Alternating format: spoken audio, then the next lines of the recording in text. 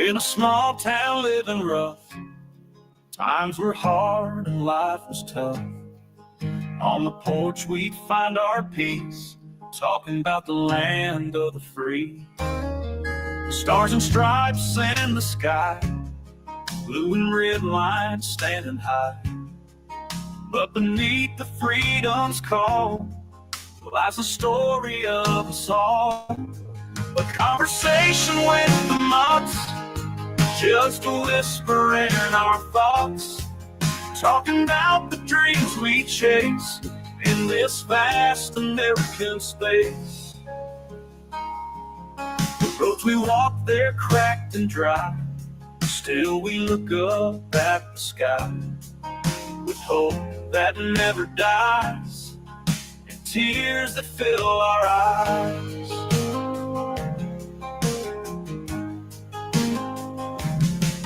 Thunderstorms and desert plains, echoes of our joys and pains.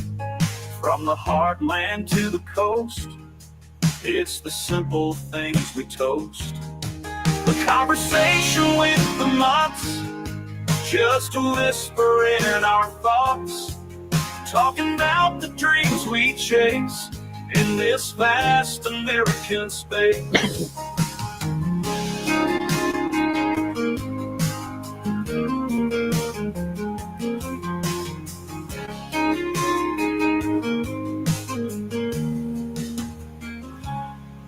Roads we walk, they're cracked and dry, still we look up at the sky with hope that never dies and tears that fill our eyes. With vast American space.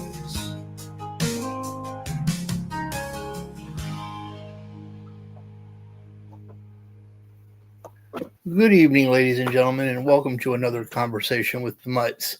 I am your host, the Celtic Mutt. And I am Mrs. Mutt. And tonight we are going to discuss the major differences between the American movie classic, The Wizard of Oz, and the book, The Wonderful Wizard of Oz, from which it stemmed. However, before we do that tonight, I would like to extend well wishes to one of our very, very first and longtime listeners, who I have it on good authority is currently in the hospital. And we wish her very well. And we would love to send our love out to her. We love her very much, as we do all of our listeners. And we hope she gets better quickly. Yes, we do. Now, as for the major differences between the book and the movie, there are a number of them, including a number of characters that were not mentioned in the movie that were key characters, at least that's the way I feel, as well as some point plots that were not discussed and things that were done to manipulate the book because they were, when they were making the movie, were trying to show off the fact that in 1939 they had just established Technicolor. Would you like to start, dear? McGregor, welcome. Give me just a second and I will be glad. I will state that I know for a fact that the ruby slippers themselves were not ruby in the book. Oh, no, they were not. The only reason they were red in the movie was because of Technicolor. That is true. That is very true. They were not at all red in the book. Very much like the Emerald City itself was not an Emerald City. No, that was, they were told they had to wear glasses because the jewels were blinding and the glasses made everything look green. That is true. So it is there are, like I said, a number of misnomers that were, or changes. I won't even call them misnomers. Yeah, I wouldn't call them misnomers, but there were a definite number of changes that were made. I thought it was interesting that one of the things I came across was that in the movie, everybody sees the wizard the same way. In the book, the wizard presents himself so that each character sees him differently. Yes. I found that interesting as well. I know, like the giant head that you see in the movie, as I understand it, was only shown to Dorothy in the book. Yes, let's see. I've actually got a website here, and this is from collider.com. I'm not sure if this is the article that talks about it or not, but this article is the 10 biggest differences between the Wizard of Oz movie and the book. Okay. So we'll see here. Number 10 is, as we were talking about, the ruby slippers. They were indeed, of course, silver. Pristine silver, as a matter of fact, in the book. Let's see. And number 9 is that the Emerald City was only green because of the glasses. Here's one we were talking about. Number 8. We all remember Glinda. Yes. Glinda was not Glinda. Glinda was not Glinda. No. Glinda was not the Good Witch of the North. Right. So what we think of as Glinda was not truly Glinda. No. The Good Witch of the North, who we think of as Glinda, and who was played by Ariana Grande in the movie Wicked. Which is why we actually started even discussing this. I made him watch it. I tortured him. Yes. And when I found out that the Wicked Witch of the West had a name, that sparked my interest. Elphaba. I became interested in, well, what was the Good Witch of the North's name? Well, I found out that the Good Witch of the North's name was not Glinda. No, Glinda was the Good Witch of the South. That is correct. One of the names was, what was it? Tituba. Tituba, that's it. Tituba. That is the Good Witch. That was actually her name. Was Tituba, right, the Good Witch of the North. Different name that she was also Tetipu. Tetipu. That's the one I was trying to think of. Tetipu or Tituba was the Good Witch of the North. Glinda was actually the Good Witch of the South. Yes. Yes. And she was actually not seen in the movie. Right. The Good Witch of the South was not seen in the movie. They just smashed them together and chose to name the Good Witch of the North with the Good Witch of the South's name. Yes. In fact, the Good Witch of the North is not even mentioned in the book until towards the very end of the very first book. That was another thing that I found interesting. That I had always, growing up, thought that there was only one Wizard of Oz book. There's actually an entire series of books that I did not know existed. For those of you who haven't seen Wicked, it gives a whole new spin. Granted, it's not by Baum. No, it is but not. But it gives a whole new spin because it shows you it's all in perspective. We've all been taught that the Wicked Witch of the West is wicked.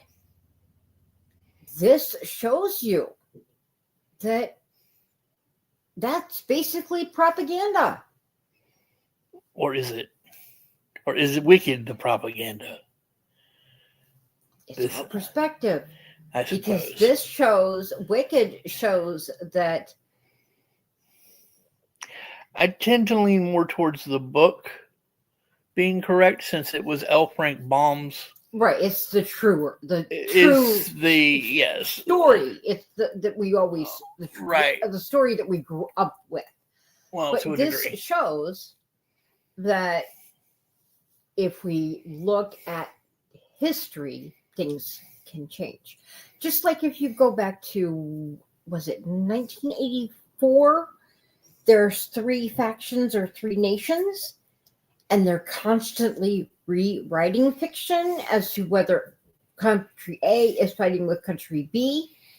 You mean in the book 1984? Yeah. Yeah, perhaps. And I never read it, they so I don't they're know. always the country A is the war is always changing as to country A, B, and C who's fighting.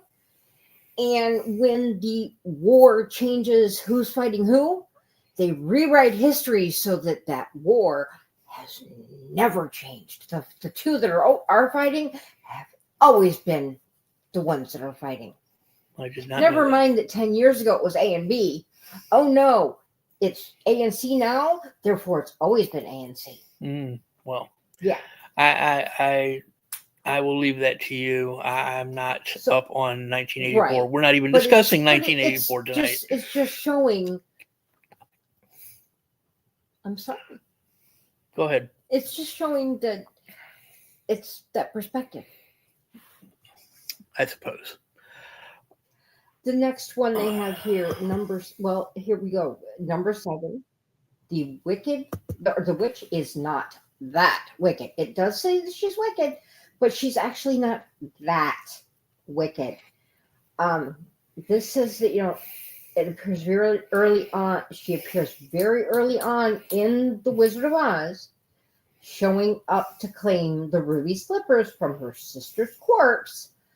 Once she realizes Dorothy is the new owner, she develops a personal vendetta against Dorothy and becomes hell-bent on getting the slippers back for herself. Perhaps it's warranted. Dorothy has no right to the slippers. They were her sisters. But maybe the villain has the right, was right all along. Maybe she really wasn't the villain. But going in a little deeper here, the Green Witch makes multiple appearances after that, showing up to throw fireballs at Dorothy's companions, watch their journey from her crystal ball, all of that. However, the witch doesn't care so much in the novel. Nor does she have a crystal ball in the novel. She only becomes remotely interested in Dorothy when she sets foot into her territory after she has already been to see Oz.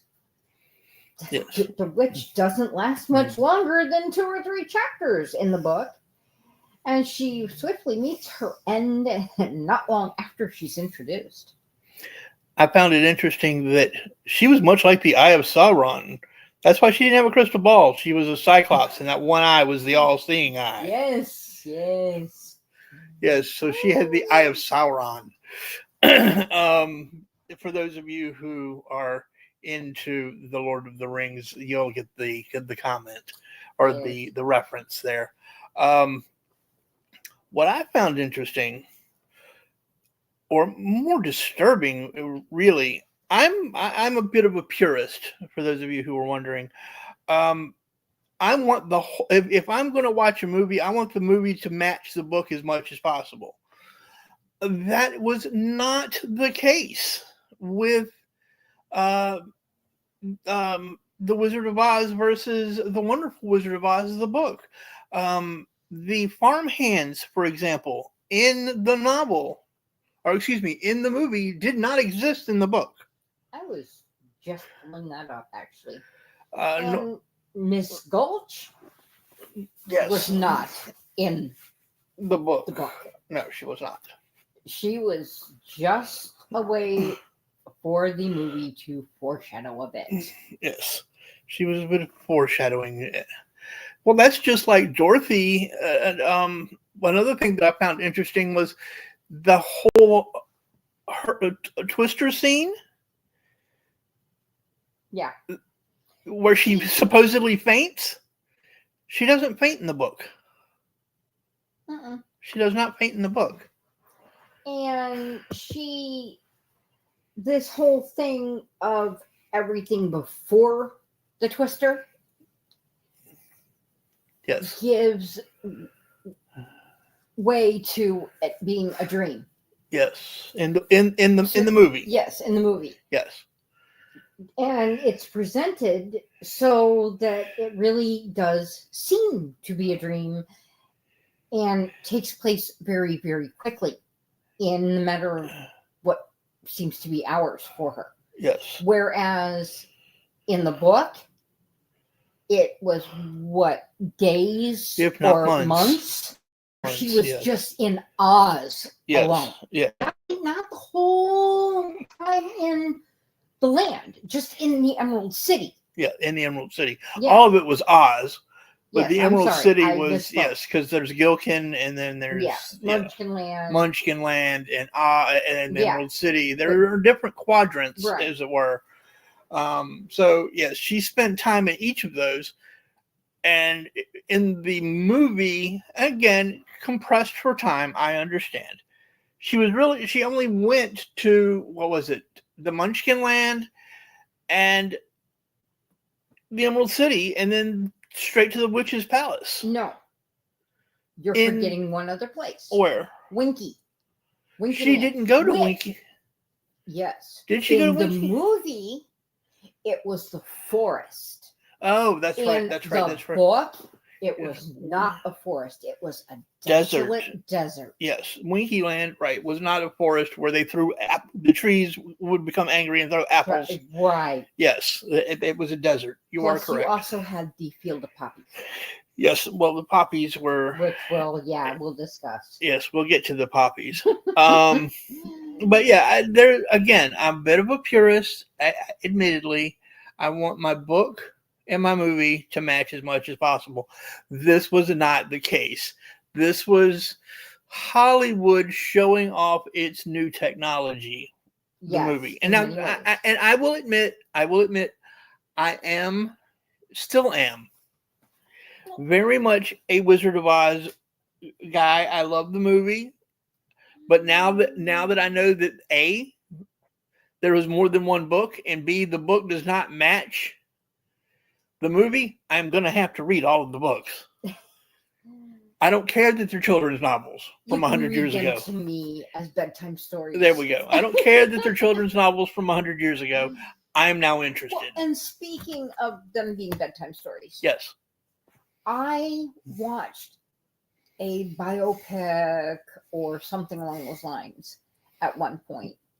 And it was actually in there that I saw something saying that when Baum came up with the story, Dorothy was not Dorothy. Dorothy was a boy. Exactly. Yes.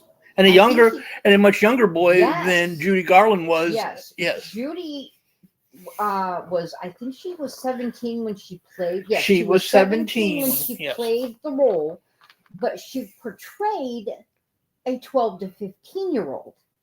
Dorothy in the stories is really about 8.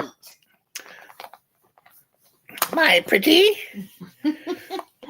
So, and I mean, yeah, I can understand, especially what was this in the 1930s? It would definitely be difficult to find an 8-year-old that's what they call a triple threat. Right. Sing, dance, and act. Yeah, sing. Yeah. So Garland was probably their. Although 1939, how old? And this is something I did not look up, I will admit. I'm curious, though. The darling of the 30s, the 20s and 30s, was Shirley Temple. They actually, I saw, again, something. They offered her the role first. And she turned it down. No, she, for whatever reason, did not or could not take the role. I wondered about that. So they gave it then to Judy. Actually, they had promised it to Judy. Yeah. And then offered it to Shirley. Shirley, for whatever reason, declined. So they then went back to Judy. Ah, okay. So that would be. Yeah. Okay, that makes a little more sense. But poor Judy went through God knows what awful things. That was. Yeah, she was pretty. Let's just say that the Munchkins, who were actually played by little people, dwarves, midgets, whichever phrase you prefer, and I'm not trying to be politically incorrect, although you know how I feel about political correctness. were rather a bawdy bunch, if you will. They were not shy. They were not shy, and a lot of them like to get into their cups,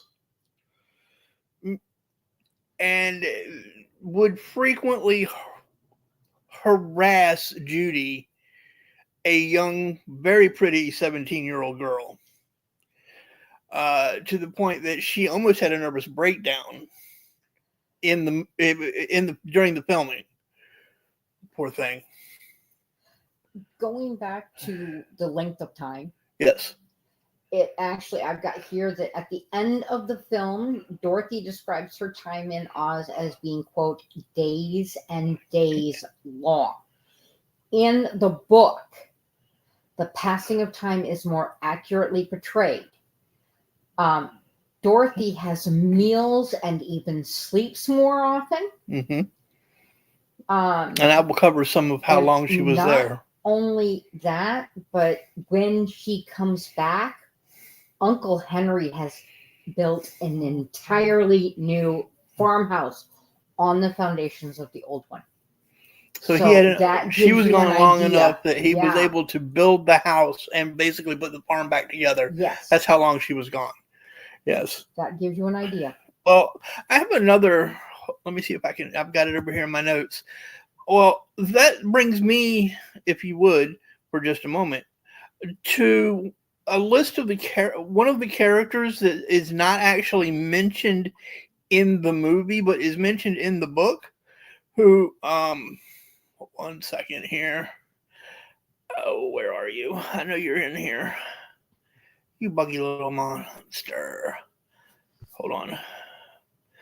Boak, who is portrayed in the book as a very wealthy munchkin. Actually, here we are. Boak is a minor character who appears in the beginning of The Wonderful Wizard of Oz, the book written in 1900. He is depicted as a wealthy munchkin man with a large family and this is how long she's here. Okay, this is the part where I'm tying that into what you were just talking about.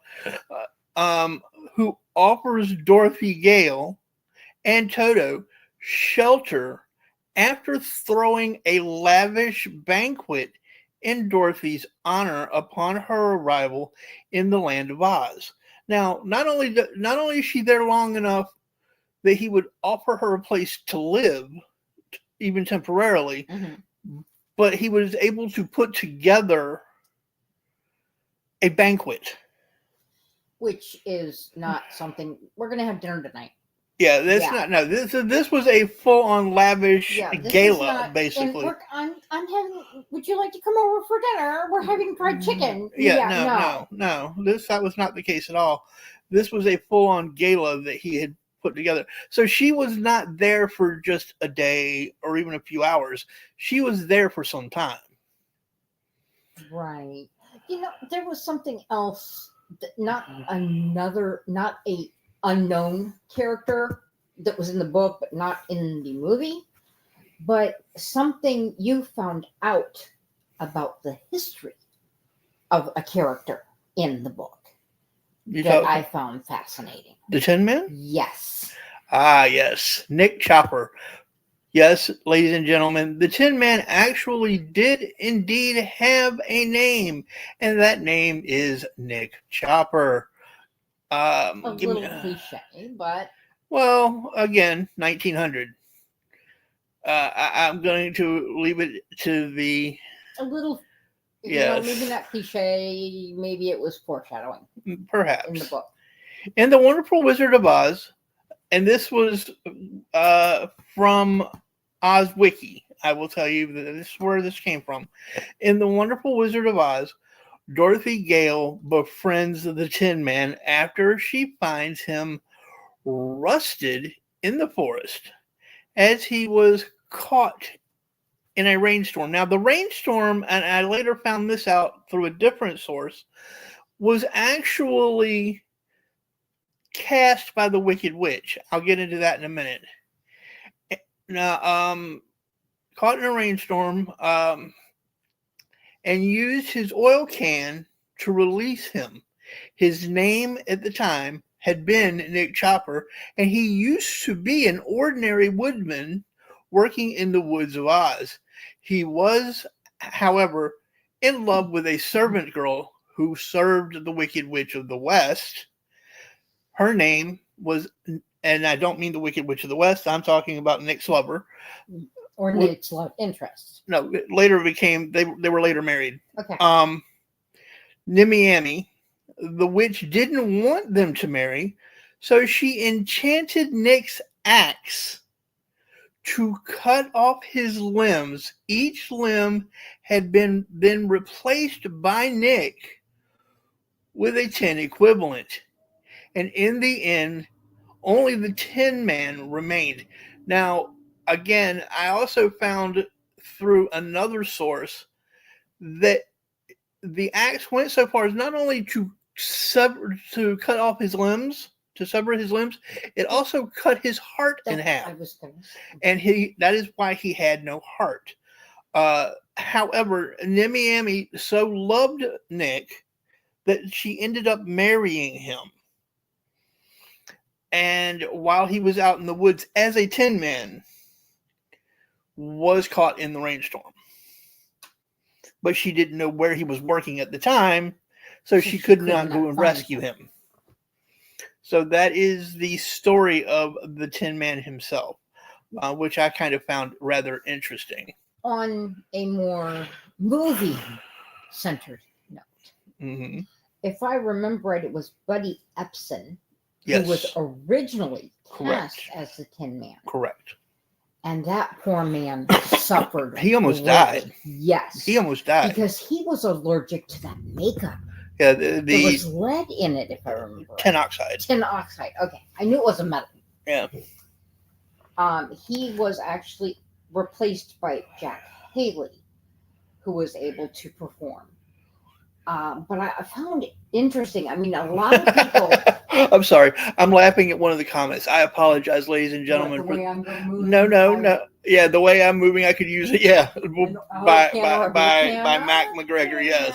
Okay. You know, if you behave and clean everything up and get rid of all the gum and everything, we might make sure that there's a few beers in the fridge for you when you're done. Of course we will. We always do.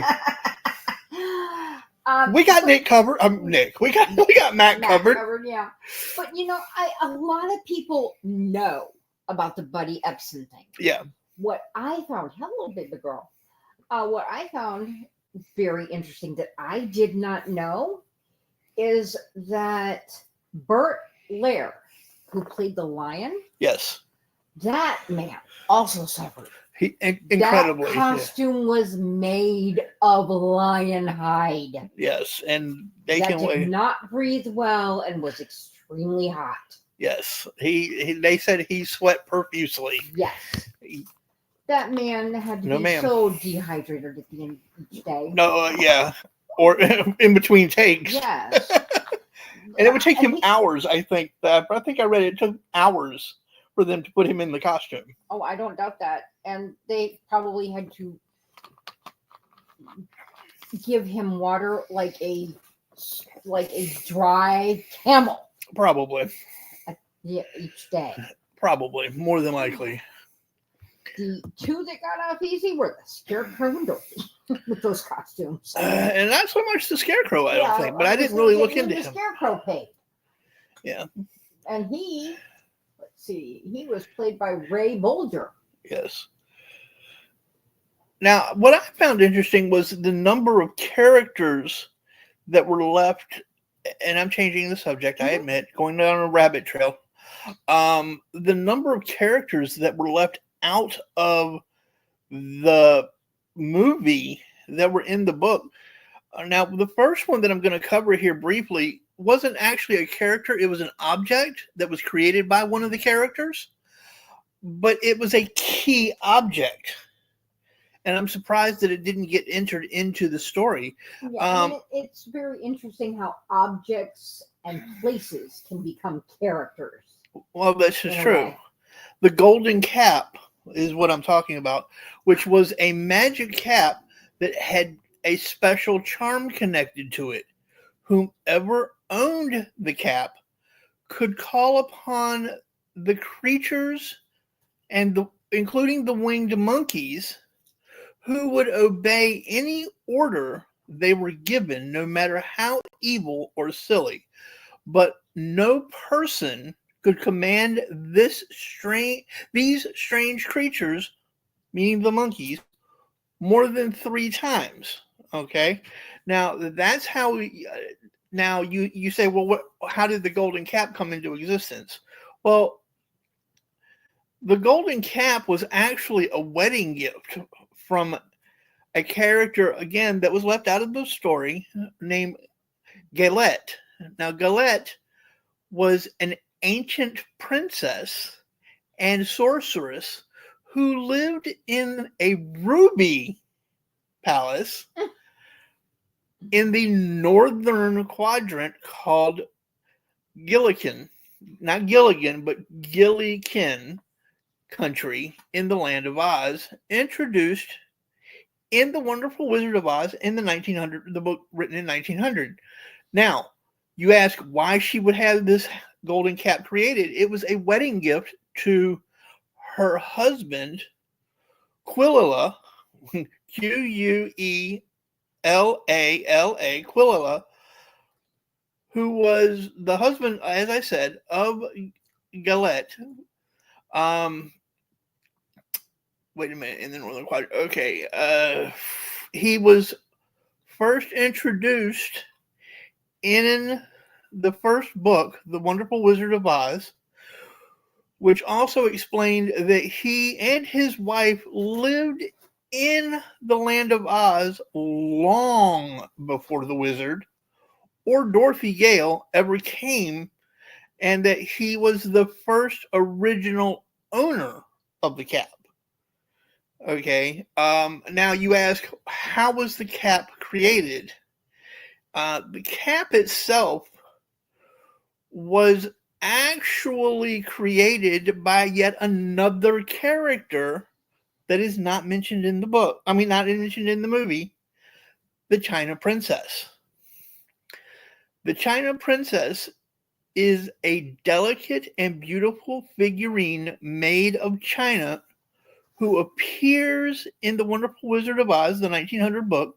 She lives in a tiny hidden enclave called Dainty China Country in the quadrant in one of the quadrants in Oz. She like all of the other China people, and I'm talking the porcelain China, Right. could not leave their enclave or they would become lifeless and stiff. Okay. Now, Gala had her create the cap. Somewhere, I swear, somewhere there is another lesser known movie based on one of the books or all of the books that I've seen that has that little doll. Yeah. Because I remember seeing a small little community that was empty and someone playing Dorothy in there hiding and that doll showing up to help. Now here's another fact that was left out of the movie but not out of the book. The golden cap is actually specifically also tied to the winged monkeys, who are not evil at all. They're just mischievous. But because the queen eventually, the Wicked Witch eventually gets her hands on the golden cap, she forces them twice. Because remember, you can only use the cap 3 times against them. once against Dorothy and wants to play a trick on Bogue.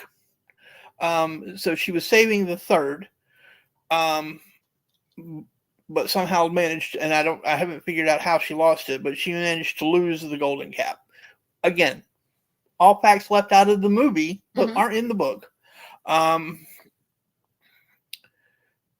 But the golden cap actually is tied to the winged monkeys.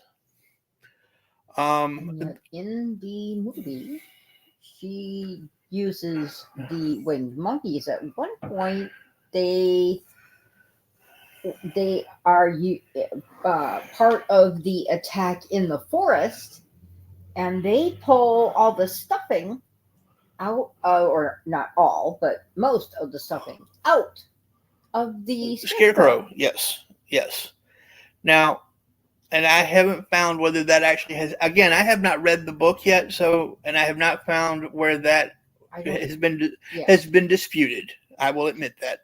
Now, another main this character, this blew my mind. This character seems to have been extremely relevant throughout the entire series of books, even though she only appears briefly and occasionally. And that is the Queen of the Field Mice. Yes. And now, I think I would love to have seen her in the movie. I think I would have too. The betrayal of her, how she was not only that, but portrayed. Excuse me. The way she was portrayed, and her constituents is not the right word. Her subjects. Yes. Now, the Queen of the Field Mice is a pretty little gray mouse of rodent royalty, as is how she is described in the book, who rules the thousands of mice in the magical land of Oz. These little rodents reside closely by the field of deadly poppies. Here we are with the poppies. And they play... and we told you we would be covering the poppies, which we're getting ready to do in just a moment. They live close to the field of deadly poppies on the outskirts of Oz's eastern quadrant. I found that odd. Right. The poppies are in the eastern quadrant, but it's the Wicked Witch of the West. Yes, but her sister is now dead, so she may be able to use some of her sister's. But did she move into her sister's palace in the eastern quadrant? And that's why there was the field of poppies in the movie. She wouldn't necessarily have to move into her sister's palace, but simply access some of her sister's tools or spells, for example. True. But for those of you who don't remember, I wasn't quite finished with the field mouse. Well, I was going to discuss the field of poppies. So okay, give me just 1 second. I would like to finish this because I think this is important. It's not that yours isn't. I'm just saying that because we were on the queen. The Queen of the Field Mice doesn't appear often in the book. She gives Dorothy a whistle to call to her for aid. Dorothy uses this whistle after they've defeated the Wicked Witch of the West to help them find their way back to the Emerald City. The Queen, however, recognizes the golden cap, which she had been given, Dorothy had been given, and advises Dorothy to use it, but she then runs away before Dorothy can use it, so that the winged monkeys cannot do mischief on her people. In The Wonderful Wizard of Oz, Dorothy Gale, I'm sorry, I went into another part of but go back to your poppies. I'm sorry, I started to go into Nick Chopper again. I had jumped ahead. For those that don't remember or for whatever reason aren't familiar with watching the movie, the Field of Poppies are at the very end of the journey to the Emerald City. They're one Yes. of the last things that the quartet have to go through. And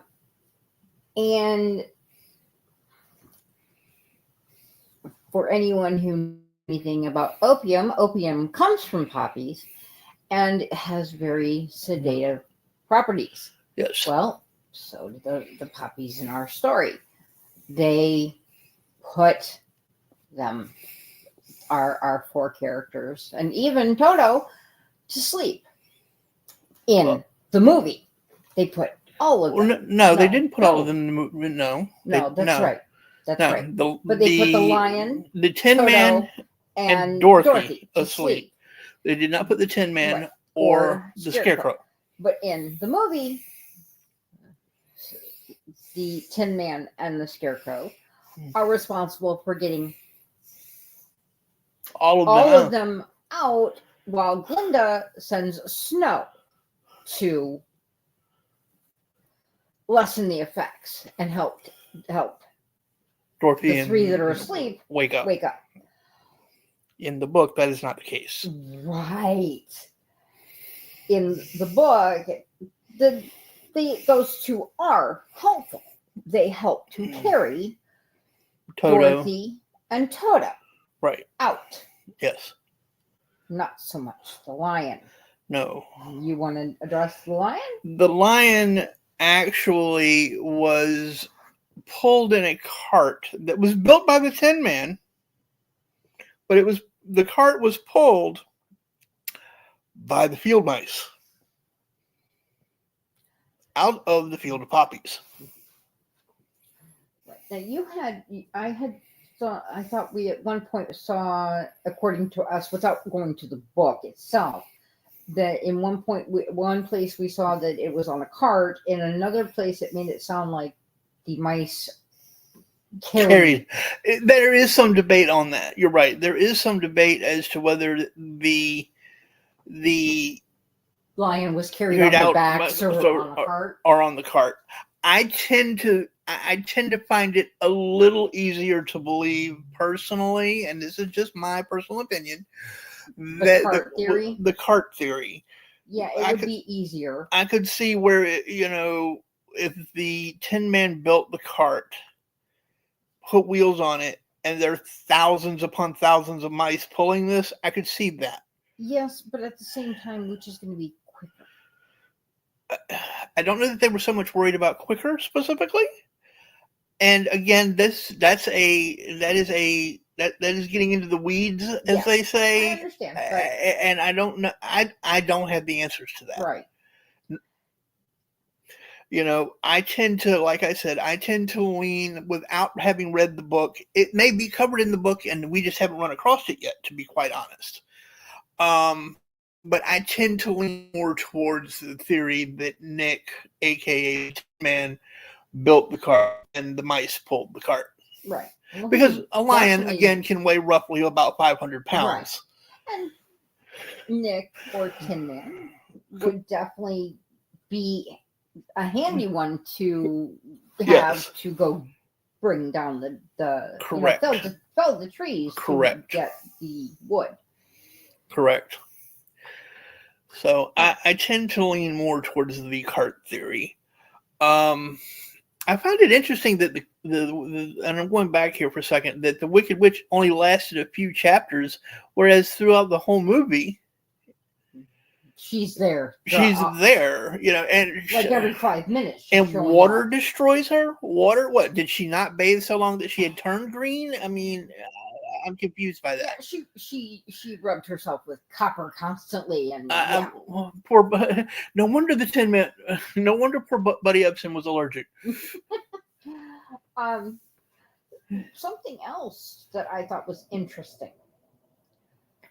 We know that the wizard, of course, arrived in a hot air balloon to the Emerald City, and that in the novel he departs in the same way, both in the novel and the film.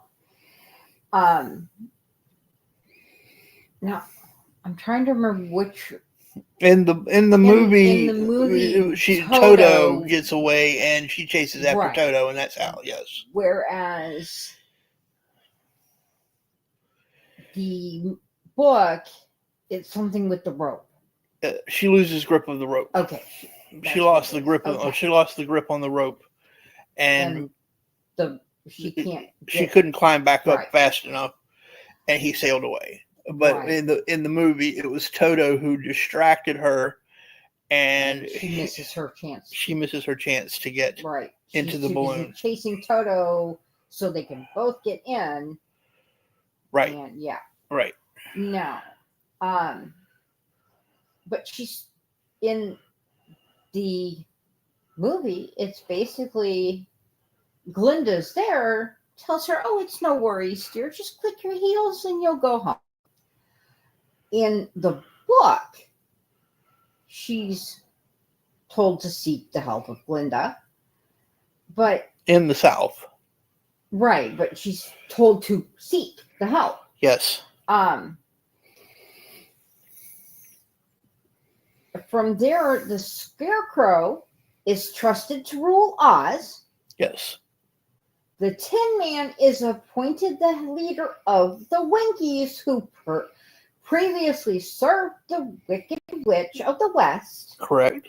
And the Lion earns his stripes and finds a group of animals in the woods and kills a giant spider that's plaguing their colony. Yes. Thereby becoming king of the beasts. In the movie, we don't know any of that. No. We don't get to hear any of what happens the after effects of those characters. Yes. The epilogue, is it? The epilogue, yes. We don't learn any of their, but we hear that after precariously navigating a kingdom made entirely of fine china, the companions find themselves at the mercy of a race of creatures known as the Hammerheads and are aided by the flying monkeys. Dorothy then finds Glinda and is sent home using the slippers. Yes. So she had to go to Glinda. Glinda wasn't there in the city. She had to find her way. Yes. Again, this is a large portion of the novel that was likely removed for because of time. But it's disappointing that we didn't get that. Now, did we cover the fact that the farmhands didn't actually exist in the book? We touched on that because we talked about the fact that nothing before the Twister existed. Happened. Yeah. Hank or Hunk or whatever his name was. Yeah, Hank, Hunk, and the other two. They didn't exist, and neither did the snake oil salesman who ended up representing the wizard. He didn't exist in the book either. That whole scene was made for the movie. Yes. Somewhere over the rainbow. That whole. Okay, let's see. I've got a few others here. Okay.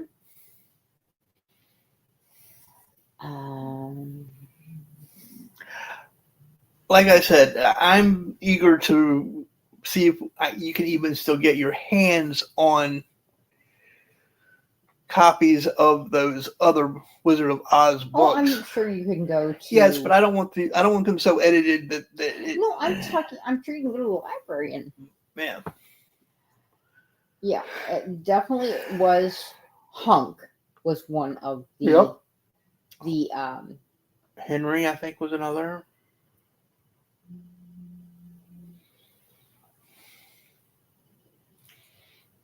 And here, that's about the.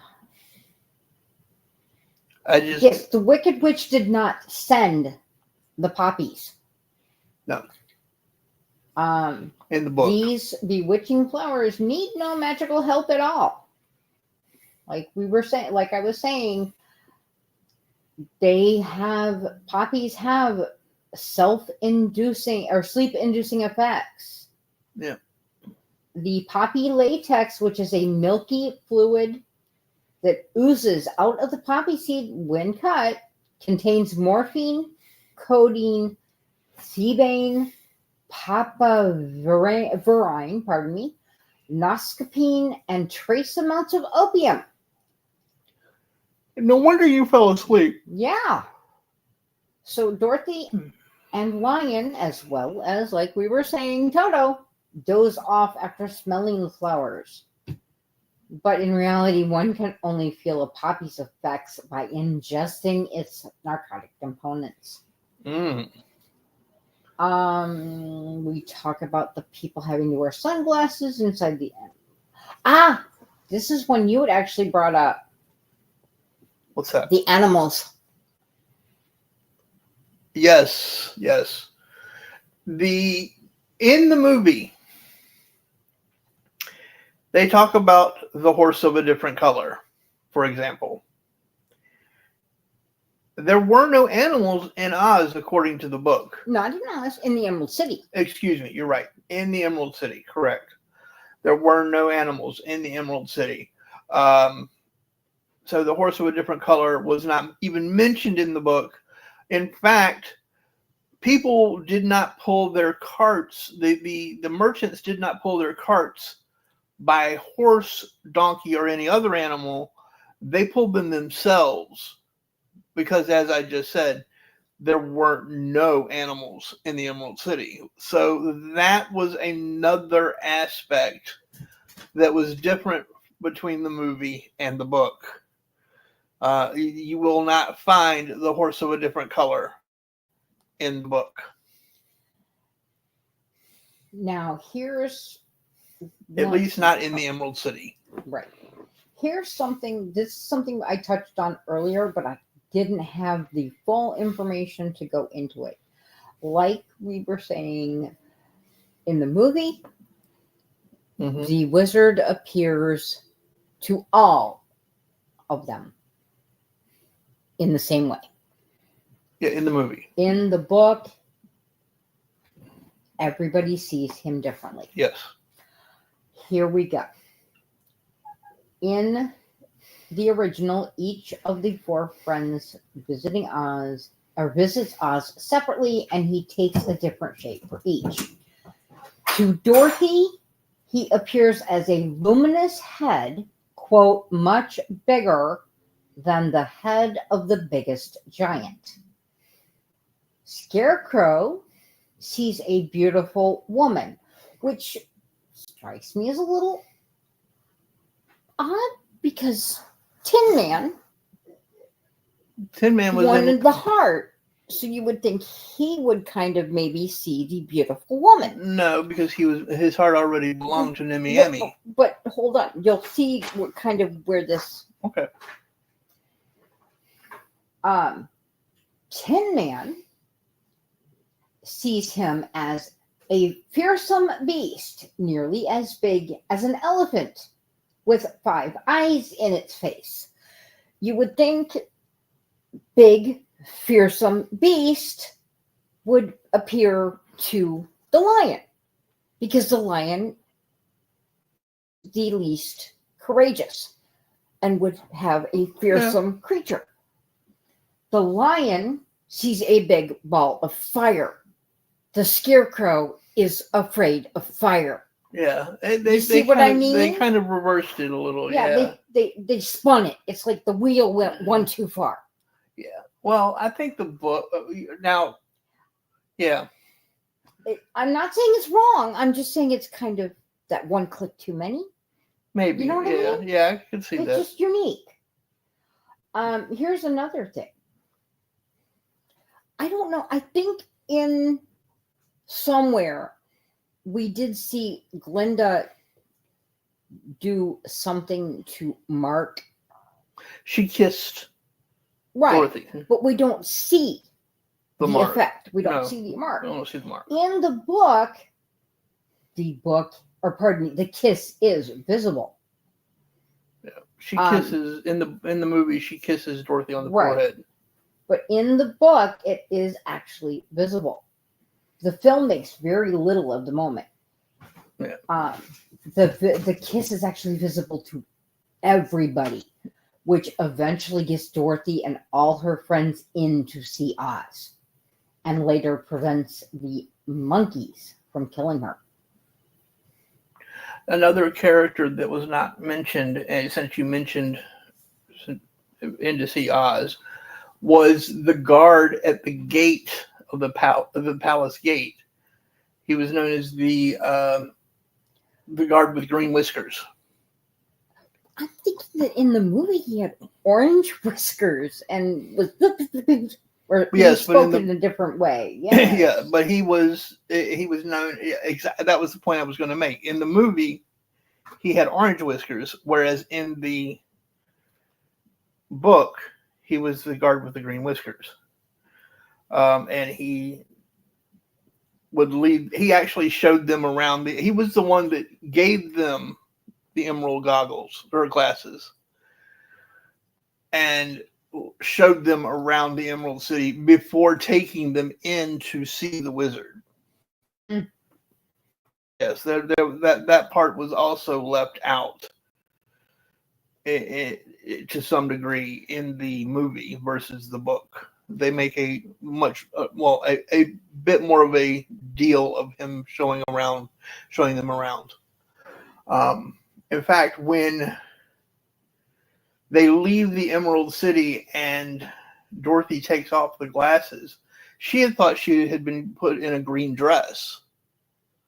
The dress was actually white, but it appeared green because of the glasses. Now, here I've got some other little tidbits. For example, some character differences. Mm-hmm. Not characters that weren't there. Right. Differences in the characters between the movie and the book. Right.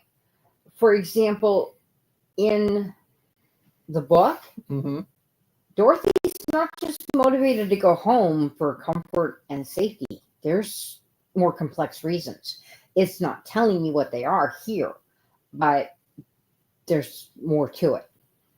The Scarecrow wasn't just a scarecrow in the field. He's actually a former student with a philosophical bent. You've already talked about the Tin Man. Mm-hmm. The Cowardly Lion mm-hmm. he struggles with feelings of guilt and, of course, self-doubt. We know he's not confident. Right. But there's guilt. Yes. We already know that Wicked Witch of the West is portrayed as a simple, vengeful figure, but she's, again, more complex. She has a tragic backstory. The Wicked Witch of the West has a tragic backstory? According to this. I'm going to have to do some more research just for my own knowledge, but this says she has a tragic backstory. And forgive me, folks, but this is just Google results. So that's why I'm just getting bare basics. The wizard has a more elaborate backstory and appears to Dorothy. And we talked about the fact that he appears in different forms. The journey to the Wicked Witch's castle is more perilous and involves more encounters with dangers in the book. The castle is more imposing and terrifying, and a more terrifying structure in the movie. Oh, really? Yeah. Huh. In the book, Dorothy's companions become rulers, as we've discussed. Yep. And the wizard's final message to them is more profound. In the book. The book, okay. The Land of Oz is not presented as a dream in the book. It is a real place with its own unique laws and magic. Again, we talked about Miss Gulch, who in the movie is the woman on the bicycle that is coming to claim Toto. For being a snippy little dog. Yes. This is why throughout the movie, I'll get you, my pretty, and your little dog too.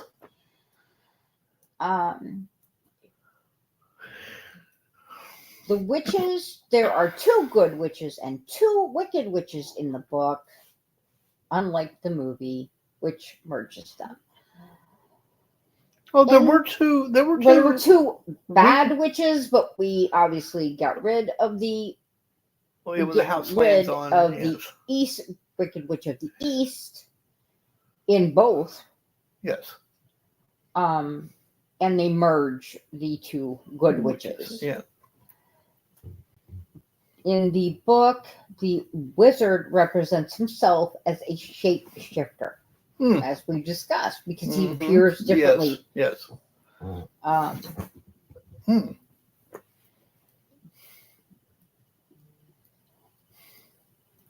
The movie omits the wizard's backstory, including his arrival in Oz via the hot air balloon. There was a jitterbug song and dance sequence done for the movie, but it was cut because, for one, they thought it would date the movie. I will say, I'm glad you mentioned that. I actually packed away and put away in storage. I actually have a multi-disc soundtrack for The Wizard of Oz. And it has... And the jitterbug is in it. Oh, wow! That is awesome. The jitterbug is in there. The last piece I have says the movie only shows that the winged monkeys capture Dorothy. In the book, they actually capture the lion as well. Oh. Okay. In the book. Yes, in the book, they also capture the lion.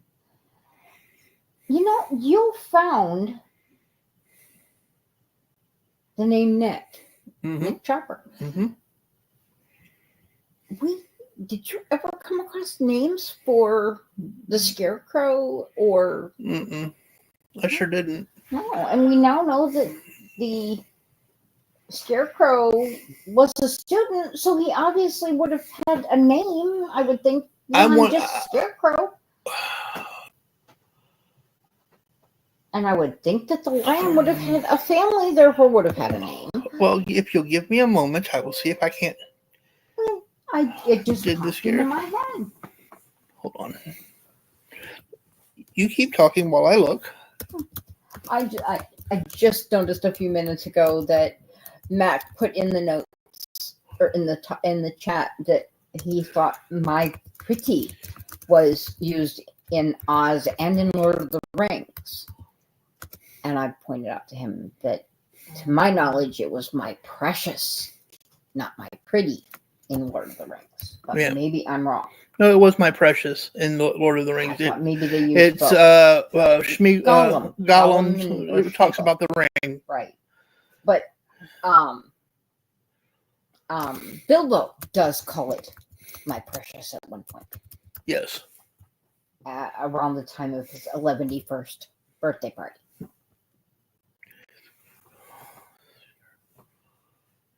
And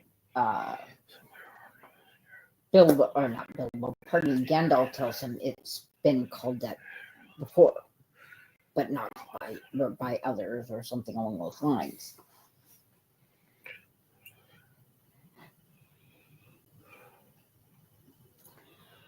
Okay.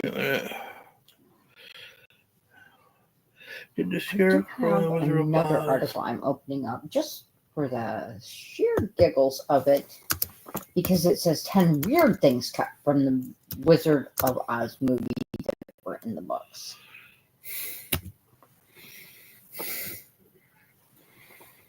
First thing it brings up is the slippers. Then it talks about it wasn't just a dream.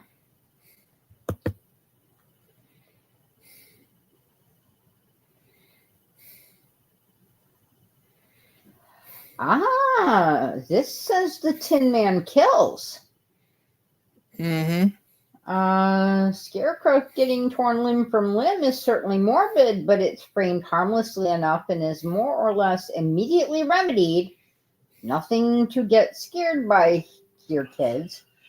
Not so in the book, where the Tin Man and Scarecrow get to indulge in some combat.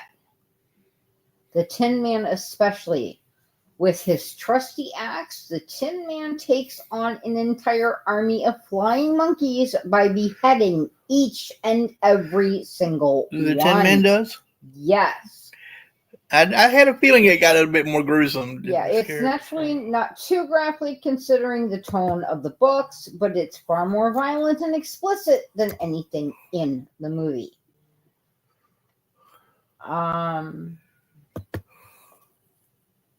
This again is talking about the Tin Man loves, and this is one of the biggest changes taken for granted between the movie and the novels is character depiction. Virtually the entire main cast undergoes some change in the shift towards the silver screen, with the Scarecrow the most consistent. The Tin Man loses virtually all of his characterization in the adaptation. Along with generally being much weaker, movie Tin Man ain't beheading the flying monkeys. Ain't beheading the flying monkeys? Yeah. Tin Man lacks his lady love. In the novels, he's defined by a lost love, arguably, the driving force of his arc. The Cardinal Witches. Okay, Glinda is not a film invention, but she doesn't actually introduce Dorothy to Oz. Rather, the book belongs to the Good Witch of the North, or the Honor, pardon me. So we talked about the 4 witches there. I don't see. I'm not seeing where he had a name, but that is something we're going to have to definitely look into. Now here, this says the Cowardly Lion has no connection to the Wicked Witch. Like the Tin Man, the Cowardly Lion goes through some significant changes in the jump from page to screen. The Cowardly Lion in the book is a coward, but he fights through his fears and proves his bravery through a fairly traditional character arc. The Cowardly Lion in the movie, on the other hand, really is a genuine coward up until the very end. The movie reasons this by clarifying that the lion was denied an opportunity to be raised in the wild by the Wicked Witch, essentially depriving him of the ability to fight his own battles. With the Wicked Witch of the West having a less prominent role in the novels, though, it makes sense this is a film invention. Yeah.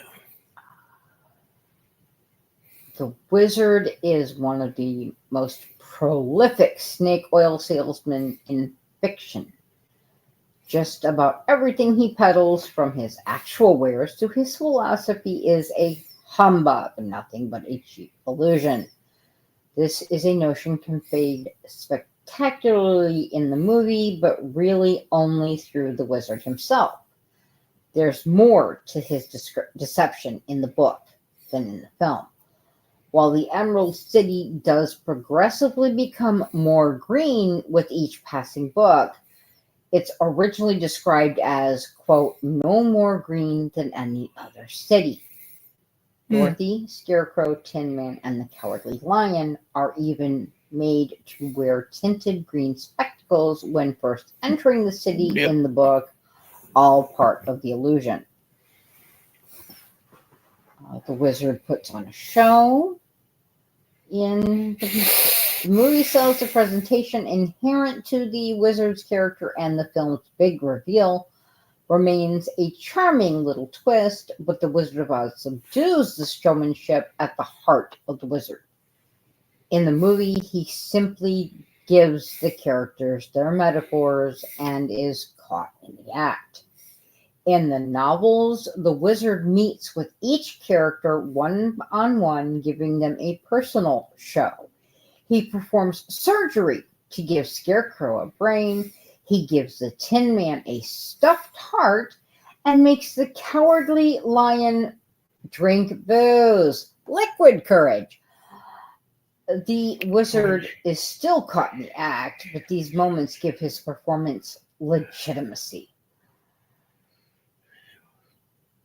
One of the Land of Oz's defining features as a franchise is its constant use of female protagonists.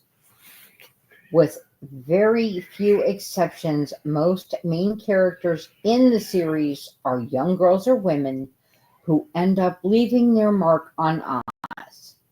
The series' first lead, Dorothy, is, of course, an iconic character, but her movie counterpart is comparatively toothless. Dorothy consistently needs to be rescued by her male companions in the film.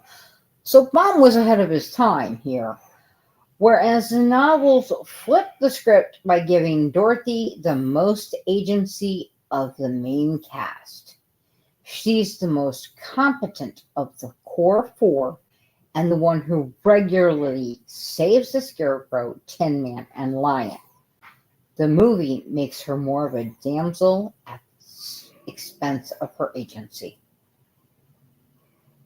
Yeah, I think I want to read the books. I think I've read some of them, some bits and pieces, Right.